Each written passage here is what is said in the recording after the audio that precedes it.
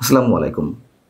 প্রিয় দর্শক, দেশের অন্যতম সেরা একজন অর্থনীতিবিদ, জনতা ব্যাংকের সাবেক চেয়ারম্যান ডক্টর আব্দুল বারকাতকে বৃহস্পতিবার গভীর রাতে তার ধানমন্ডির বাসা থেকে গ্রেপ্তার করা হয়েছে।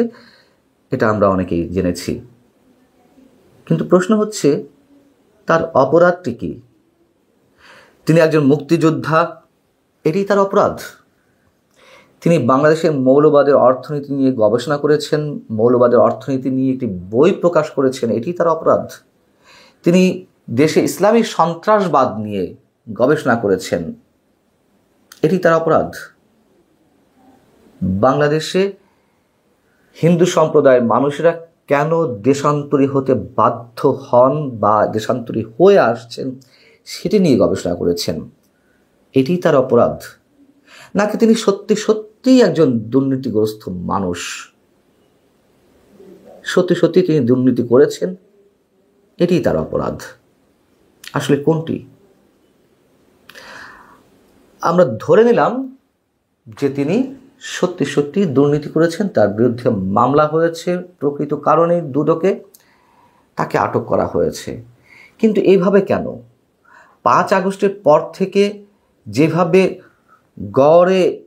গড়পড়তায় যার তার বিরুদ্ধে মামলা হচ্ছে এবং বিশেষ প্রক্রিয়ায়, বিশেষ উদ্দেশ্য থেকে, বিশেষ পরিকল্পনার জায়গা থেকেও মুক্তিযুদ্ধের সঙ্গে যারা জড়িত, মুক্তিযুদ্ধের প্রতি শ্রদ্ধাশীল, বাক স্বাধীনতা নিয়ে কথা বলছেন, তাদের অনেকের বিরুদ্ধে মামলা হচ্ছে। এটা কি তারই কোনো প্রক্রিয়া? এবং যেটা বলছিলাম, তিনি যদি সত্যি দুর্নীতিবাজ হয়েও থাকেন, যে মামলাটি হয়েছে সেই মামলায় কি যথাযথ প্রক্রিয়া তাকে আটক করা হয়েছে? তার বিরুদ্ধে কোনো ধরনের কোনো গ্রেপ্তারি পরোয়ানা ছিল? আদালতে কোনো নির্দেশনা ছিল? যদি কোনো ধরনের গ্রেপ্তারি পরোয়ানা না হয়ে থাকে, তাহলে আমাদের ধরে নিতে খুব বেশি কষ্ট হওয়ার কথা নয় যে বিশেষ প্রক্রিয়া, বিশেষ পরিকল্পনার কথা বলছিলাম, তারই অংশ হিসেবে ডক্টর আব্দুল বারকাতকে আটক করা হয়েছে। আরও বড় কথা যে 5 আগস্টের পর থেকে তিনি তো বাড়িতেই ছিলেন। তিনি 75-80 বছর বয়সের একজন বৃদ্ধ মানুষ, অসুস্থজনিত কারণে তাকে নিয়মিত চিকিৎসা নিতে হচ্ছে বাড়িতে থেকে। তিনি তো পালিয়ে যাননি।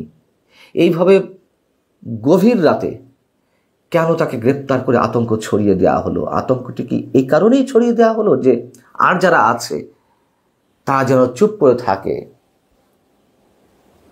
ভয়ের একটা চরম অপসংস্কৃতি সৃষ্টি করা হচ্ছে এই প্রক্রিয়ায়। তার বিরুদ্ধে যে মামলাটি হয়েছিল চলতি বছরের 25শে ফেব্রুয়ারি, দুর্নীতি দমন কমিশনের দায়ের করা মামলা থেকে যেটি জানা যাচ্ছে যে তিনি যখন জনতা ব্যাংকের চেয়ারম্যান ছিলেন, তখন অ্যাননটেক্স নামের একটি পোশাক কারখানা 297 কোটি টাকার ঋণ নিয়ে জালিয়াতি করেছে এবং এই পোশাক কারখানাটি তাদের যে জমি দেখিয়েছে তা অতি মূল্যায়িত করে এই ঋণ বের করেছে এবং তাতে সহযোগিতা করেছেন ডক্টর আব্দুল বারকাত সহ ব্যাংকের আরও ঊর্ধ্বতন বেশ কয়েকজন কর্মকর্তা। সেই হিসেবে তিনি এই মামলার আসামি।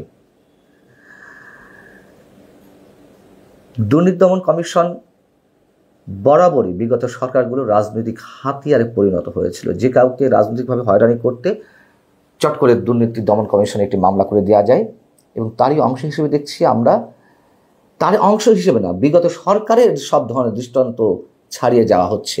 কেন, কীভাবে সেটি পরে আসছি। গত কয়েকদিন আগে সরকারের আইন উপদেষ্টা ডক্টর আসিফ নজরুল বেশ লম্বা গলায় বললেন, যেভাবে গড়ে মামলা হচ্ছে, যাকে তাকে আটক করা হচ্ছে, এ বিষয়ে আমার কিছু করার নেই। এই মামলাগুলো সরকার করছে না, এই মামলাগুলো ব্যক্তি পর্যায় থেকে হচ্ছে অন্যান্য ব্যক্তির বিরুদ্ধে, এখানে আমার কিছু করার নেই বুঝলাম, কিন্তু আদালতের গ্রেপ্তারি পরোয়ানা ছাড়া, আদালতের নির্দেশনা ছাড়া কাউকে আটক করা যাবে না, এটি তো আইনেই রয়েছে নাকি, এবং আদালতেরও অসংখ্য বারের নির্দেশনা রয়েছে। কেন সেটি ফলো করা হচ্ছে না বা সেই নির্দেশনা দেন না যে কেন, সেটি আমরা বুঝি। উনি বড় মুখরোচক গল্প শোনালেন যে তার কিছু করার নেই, তিনি অসহায়ত্ব প্রকাশ করলেন, কিন্তু তিনি আইনের ধার ধারলেন না। যদি ডক্টর আব্দুল বারকাতের বিরুদ্ধে গ্রেপ্তারি পরোয়ানা না হয়ে থাকে, সেক্ষেত্রে তার জবাবদিহিতা কি হবে? এবং এই দুর্নীতি দমন কমিশন এখন আরও বেশি ভয়ঙ্কর হয়ে উঠেছে। সরকারের চরম ন্যাক্কারজনক জায়গায় থেকে তারা তল্পিবাহক হিসেবে কাজ করছে। এর আগে কয়েকদিন আগে আমরা দেখলাম যে বেগম রোকেয়া বিশ্ববিদ্যালয়, রংপুর বেগম রোকেয়া বিশ্ববিদ্যালয়ের সাবেক উপাচার্য ডক্টর নাজমুল হাসান কলিমুল্লাহর বিরুদ্ধে একটি দুর্নীতি দমন একটি মামলা হলো দুদকে। প্রফেসর ডক্টর নাজমুল হাসান কলিমুল্লাহ যে দুর্নীতি করতে পারেন না বা করেননি, আমি সেই জায়গায় যাচ্ছি না। এই জবাবদিহিতা অবশ্যই তিনি করবেন, কিন্তু হঠাৎ করে তার বিরুদ্ধে এই মামলাটি হলো কেন হলো? অনেকের যে ধারণা, বর্তমান সরকারের বিরুদ্ধে যারা কথা বলছেন, অন্যায় অপকর্মের বিরুদ্ধে প্রতিবাদ করছেন, তাদের মধ্যে ডক্টর নাজমুল হাসান কলিমুল্লাহ অন্যতম একজন ব্যক্তিত্ব, এবং তাকে শায়েস্তা করার জন্য দুদকে এই মামলাটি করা হয়েছে। তিনি নিজেও বলছেন, আবার অনেকে ধারণা করছেন। দুর্নীতি অভিযোগ অনেকের বিরুদ্ধে থাকতেই পারে, তার বিরুদ্ধে মামলা হবে, সেটারও তো যথাযথ প্রক্রিয়া অনুসরণ করতে হবে। কাউকে গ্রেপ্তার করতে হবে, সেটিও যথাযথ প্রক্রিয়া অনুসরণ করে করতে হবে। সরকারের একাধিক উপদেষ্টার বিরুদ্ধে যে দুর্নীতির অভিযোগ উঠছে, শুধু তারা কেন, তাদের পিএস এপিএস চাকর বাকরের বিরুদ্ধে দুর্নীতি অভিযোগ উঠছে, বৈষম্যবিরোধী ছাত্র আন্দোলনের নেতাদের বিরুদ্ধে দুর্নীতি অভিযোগ উঠছে। কার বিরুদ্ধে কয়টি মামলা হয়েছে? হুট করে চট করে কার বিরুদ্ধে কয়টি মামলা হয়েছে? কাকে আটক করা হয়েছে? স্থানীয় সরকারের বিষয়ক উপদেষ্টা আসিফ মাহমুদ সজীব ভুঁইয়ার বিরুদ্ধে কত অসংখ্য অভিযোগ রয়েছে, তার টিএসসির বিরুদ্ধে অভিযোগ রয়েছে। একটা এক্সাম্পল দিলাম। সাহস আছে দুর্নীতি দমন কমিশনের শব্দটি করার, সেটা নাকি স্বাধীন দুর্নীতি দমন কমিশন। প্রধান উপদেষ্টা বিশেষ সহকারী ফয়েজ আহমেদ তোয়েবের বিরুদ্ধে গুরুতর একটি অভিযোগ উঠল। বিটিসিএল এর পক্ষ থেকে ইন্টারনেট পরিষেবা দেওয়ার জন্য যে 26 টেরাবাইট ব্যান্ডউইথ কেনা কথা, সেখানে 126 টেরাবাইট কেনা হচ্ছে, এবং যেখানে 165 কোটি টাকার মধ্যে সব ধরনের খরচ মেটানোর কথা, সেখানে 326 কোটি টাকা বাজেট করা হচ্ছে, লুটপাট করা হচ্ছে প্রায় 200-250 কোটি টাকা। এবং এই বিষয়ে দুর্নীতি দমন কমিশনের পক্ষ থেকে তদন্তের একটা উদ্যোগ নেওয়া হয়েছিল, সেটা নাকি প্রধান উপদেষ্টার বিশেষ সহকারী ফয়েজ আহমেদ তোয়েব ফোন দিয়ে থামিয়ে দিয়েছেন সেই তদন্ত কার্যক্রম। এমন অভিযোগ তো পত্রিকাতে এসেছে, তথ্য প্রমাণ সহ। যদিও ফয়েজ আহমেদ তোয়েব পরবর্তীতে তিনি নিজেকে ডিফেন্ড করেছেন, ডিফেন্ড তো করতেই পারেন,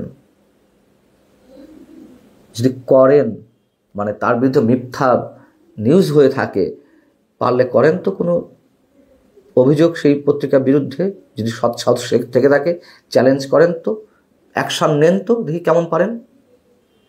পারবেন না তো, যদি না পারেন তাহলে আমরা ধরে নিচ্ছি যে কথা সত্য, এবং এইগুলোর বিরুদ্ধে দুর্নীতি দমন কমিশন কিছু করে না, তখন এইগুলো চোখে দেখে না। আমি বোঝাচ্ছি যে এই মুহূর্তে এই অবস্থায় গিয়ে দাঁড়িয়েছে, এবং এ কথা তো সত্য যে ট্রান্সপারেন্সি ইন্টারন্যাশনাল বাংলাদেশ টিআইবি নির্বাহী পরিচালক ইফতেখারুজ্জামান তিনি আরও কয়েক মাস আগে বৈষম্যবিরোধী ছাত্র আন্দোলনের তাদের বিরুদ্ধে অভিযোগ করেছেন যে দুদকে এখন ফোন যায় তদন্ত থামানোর জন্য। অনেকের বিরুদ্ধে যে তদন্ত কার্যক্রম শুরু হয়েছে বা নেওয়ার কথা, সেগুলো থামিয়ে দেওয়া হচ্ছে। তো ফয়েজ আহমেদ তোয়েব যে তিনি এই বিটিসিএল এর এই বিষয়টি থামিয়ে দেওয়ার চেষ্টা করেছেন, সেটি অস্বাভাবিক কি? এই কথাগুলো এই কারণে বললাম যে ডক্টর আব্দুল বারাকাতের বিরুদ্ধে যে মামলাটি হয়েছে এবছর 25 ফেব্রুয়ারি, সেটা দুদকই করেছে। মুক্তিযুদ্ধের বিরুদ্ধে, মুক্তিযোদ্ধাদের বিরুদ্ধে ভয়ঙ্কর যে খেলাটি শুরু হয়েছে, সেটা সাময়িক থাকবে না আমরা জানি, কিন্তু এই সাময়িক সময়ের মধ্য দিয়েই অনেক কিছু ওলটপালট করে দিতে প্রস্তুত বা সেই শক্তিমত্তা সেই বিশেষ গোষ্ঠীটা আছে, এটা আমরা মনে করি। এবং সম্ভবত ডক্টর আব্দুল বারাকাতকে যেভাবে নাজেহাল করা হলো বা হচ্ছে, এটি তারই একটি অংশ, এবং অদূর ভবিষ্যতে এই ধরনের ভয়ঙ্কর অনেক বিষয় আমাদেরকে দেখা হতে পারে, দেখা লাগতে পারে। অস্বাভাবিক কিছু নয়। ভালো থাকুন সবাই। আল্লাহ হাফিজ।